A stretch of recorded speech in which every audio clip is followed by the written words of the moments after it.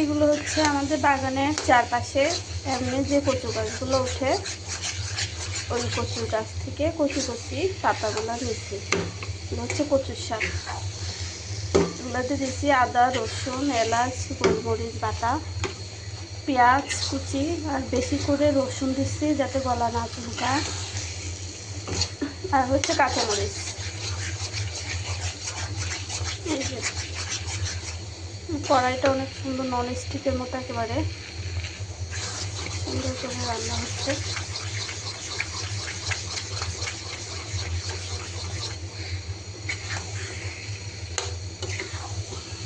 যে অনেকক্ষণ জাল পাড়তে হয়, তেলের মধ্যে অনেকক্ষণ লাইড়া লাইড়া রান্না করা লাগে, নাহলে নিচে লেগে যায়। কচুগুলো অনেক স্বাদ হয় এমনি রাঁধতে পারলে। টাটা।